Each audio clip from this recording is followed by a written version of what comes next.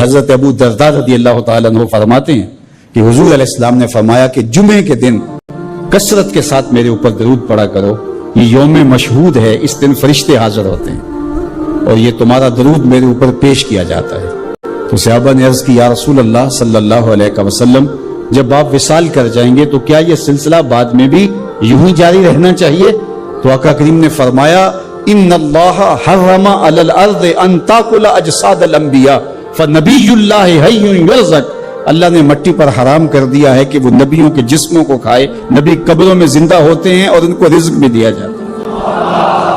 اللہ اکبر، تو زندہ ہے واللہ، تو زندہ ہے واللہ، میرے چشم عالم سے چھپ جانے والے۔ اللہ نے ان کو وہ حیات طیبہ اور طاہرہ سے نوازا ہے، وہ قبر میں زندہ ہیں، قبر میں حیات ہیں اور اپنی امت کے احوال سے آگاہ ہیں۔ امام مالک امام دار الہجرہ آپ فرماتے ہیں کہ جب کوئی حضور کے روضے پہ جائے تو باقی ائمہ نے کہا کہ وہ کہیں ہم حضور کے روضے کی حاضری کے لیے گئے تھے اور ہو کے آئے، لیکن امام مالک کہتے ہیں اگر کوئی حضور کے روضے سے ہو کے آئے تو کہے میں حضور سے مل کے آیا ہوں، میں حضور سے مل کے آیا ہوں، اس لیے کہ حضور اپنی قبر میں زندہ ہے۔ حضور نے ارشاد فرمایا قرب قیامت میں جب حضرت عیسیٰ آئیں گے اور حضرت عیسیٰ علیہ السلام آئیں گے اور پھر دین کی تنفیذ ہوگی، خنزیر کو قتل کریں گے، شراب ختم کر دی جائے گی، صلیب کا نشان توڑ دیں گے،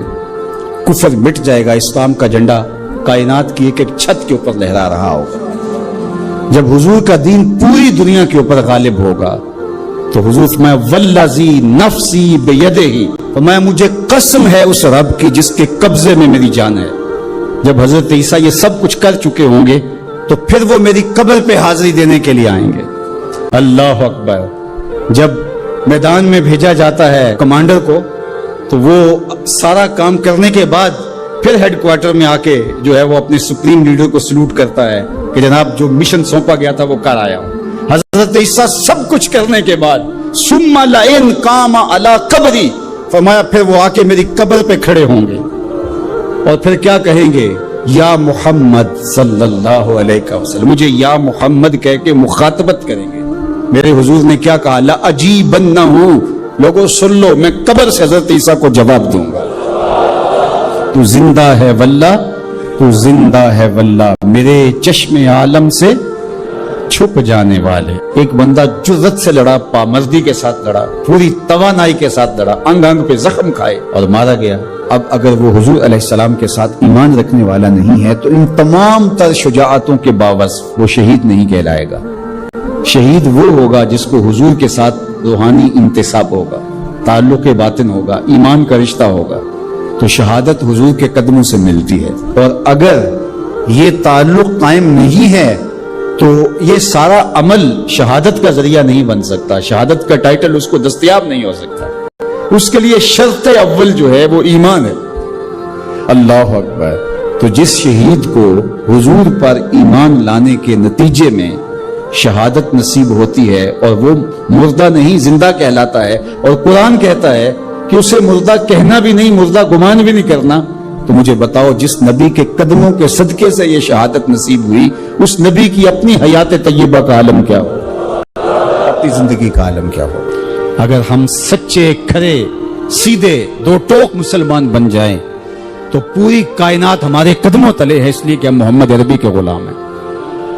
حضور کی وجہ سے کفر مٹا اور حضور کی ذمہ داریوں میں شامل اسلام کا غلبہ کرنا۔ والذی ارسل رسولہ بالہدی ودین الحق لیظہرہ علی الدین کلہ، حضور علیہ السلام کے دین کو تمام ادیان پر غالب کرنا حضور علیہ السلام کا دیا ہوا دین اور پیغام ہے۔ اور قرب قیامت میں اتنی دیر تک قیامت نہیں آئے گی جب تک پوری دنیا پر اسلام نہیں پھیل جائے گا، پوری دنیا پر اسلام نہیں پھیل جائے گا، شرق سے لے کر غرب تک، شمال سے لے کے جنوب تک، کائنات کی ایک چھت بھی ایسی نہیں ہوگی جہاں محمد عربی کے نام کا جھنڈا نہیں جھول رہا ہوگا، حضور کے نام کے پریرے لہرا رہے ہوں گے۔ یہ اللہ کے محبوب کی عظمت ہے، کفر مٹ جائے گا اور ہر طرف اسلام کا بول بالا ہوگا۔ خلیفۃ المسلمین حضرت امام مہدی کی خلافت علی منہاج النبوہ قائم ہوگی، اسی طریقے پہ قائم ہوگی۔ حضرت عیسیٰ علیہ السلام کے انفاس کی مہک سے دجال پگھلتا چلا جائے گا، اور حضور کے دیوانے آگے بڑھ بڑھ کے اسلام کے جھنڈے گاڑتے چلے جائیں گے، اور پوری کائنات کے اندر پھیلے حضور کے ہوں گے۔ تو فرمایا انا الماہی، میں ماہی ہوں۔ اللہ اکبر۔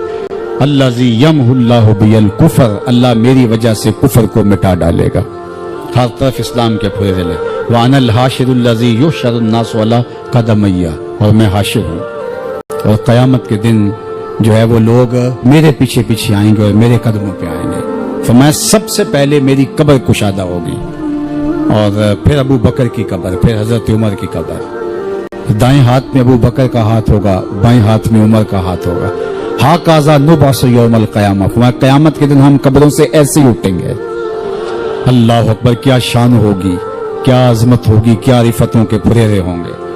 اور پھر حضور حشر میں آئیں گے۔ اللہ اکبر، پھر حشر میں حضور کا آنا، اور پھر لوگوں کی پناہ بننا، لوگوں کے لیے امان بننا، پیش حق مجدہ شفاعت کا سناتے جائیں گے، آپ روتے جائیں گے، ہم کو ہنساتے جائیں گے۔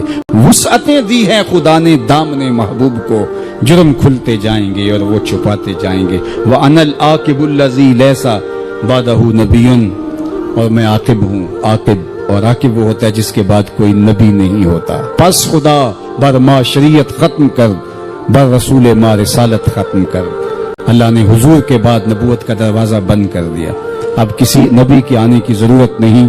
تمام انبیاء کی صفات کے جامع حضور علیہ الصلوۃ والسلام کی ذات ستودہ صفات ہیں۔ حسن یوسف دم عیسیٰ ید بیضا داری، آنچ خوباں ہما دارند تو تنہا داری۔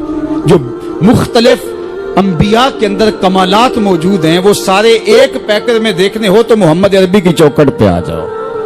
یہاں تمہیں کمال بھی نظر آئے گا، جمال بھی نظر آئے گا، جود و نوال بھی نظر آئے گا، یہاں حسن بھی نظر آئے گا، حلم بھی نظر آئے گا، علم بھی نظر آئے گا، شان و شوکت بھی نظر آئے گی، رحمت بھی نظر آئے گی، اور یہاں ہاتھ میں تلوار پکڑے نبی جہاد فرماتا ہوا بھی دکھائی دے گا۔ ساری شانیں ایک پیکر کے اندر، ایک وجود کے اندر جو ہے وہ جمع کر دی گئی۔ کیا طاقت تھی، کیا آواز تھی کہ ایسے اسود و احمر بھاگے ہوئے چلے آ رہے ہیں۔ وہ کڑکا تھا ایک بجلی کا، یا کہ سوتے ہادی، عرب کی زمین جس نے ساری ہلا دی۔ اور زمانے نے دیکھا آج 7 ارب کی آبادی میں 1 ارب 70 کروڑ کے قریب مسلمان ہیں۔ جاپان میں سب سے تیزی سے پھیلنے والا مذہب اسلام ہے، یورپ میں سب سے تیزی سے پھیلنے والا مذہب اسلام ہے۔ بے عمل صحیح، جیسے بھی صحیح، لیکن حضور علیہ الصلوۃ والسلام کا دین پھیلتا چلا جا رہا ہے۔ فرمایا جنت میں کل 120 صفیں ہوں گی،